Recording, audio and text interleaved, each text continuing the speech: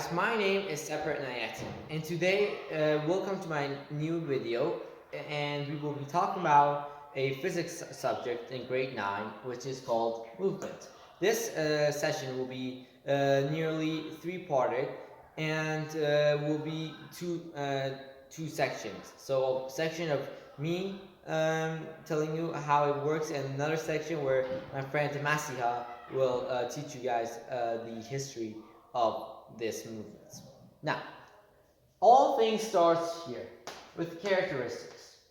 In physics, in every law of physics, there's two kinds of laws. There's quantical, where we can measure it, and qualitative, where we can't measure things. Now, we're gonna talk about this a lot today.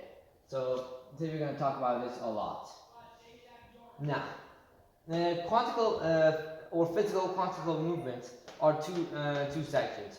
A scalar one, where any quantity that we only need just numbers to measure it, and vectors where we need where its course went. For example, if we need to measure speed or velocity, which we're going to talk about more in the next session, it's only measured with vector. Anything else with that, or for example weight, or for example weight is measured with scalar. Now, we're gonna move down here. What is motion? Motion is where anything changes position into another. For example, right now this pen or a marker, it has no movement. When I let it drop, it has a movement, which is now a motion. So because of that, this is now a motion. Now, there's two kinds of motions. One is a simple one where it just goes on a straight line. Two, a complicated one where a movement is not done in the same direction, which this one is a distant movement. Now, we're going to talk about these right now. But before that, I just got to do some explaining. So there's three types of motions. One-dimensional, which is just 1D. Two-dimensional, where we need a coordinates technically, and 3D dimensionals is where 3D objects move. Now, in today's course, we'll be only talking about this and this. Not much of this though, but we'll talk about it in the next courses. Now, here we go in the main part. Now, there's two kinds of movements. There's a displacement and there's a distance. Now, this displacement is where the shortest distance from start to finish is measured. Now, here's one thing. It's only in order to measure it, we only need the finish and the start. So what we do is we will decrease the finish number that we have and to the start number. For example, this is 1 meter, and this is 2 meters. How much was my distance? My distance was 1 meter because I moved only 1 meter. So this is displacement. And now another thing is it is only an independent path. So it's just a straight line. Its formula is delta x equals to x2 minus x1. All right.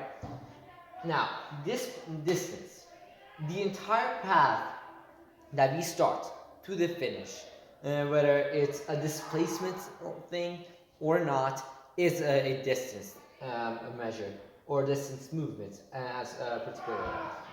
And it depends on where the path goes. All right. Now, its formula is d equals to d1 plus d2 plus d3, and then so on and so forth. Now, I'm going to give a problem from displacement. Now,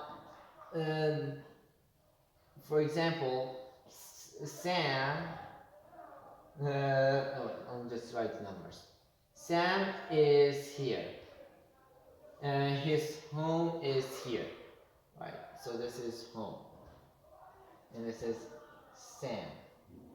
So this is a displacement. So let me just write that with another marker. Wait, that one. This is a displacement and slash, because this could work at the same time too. A distance. And this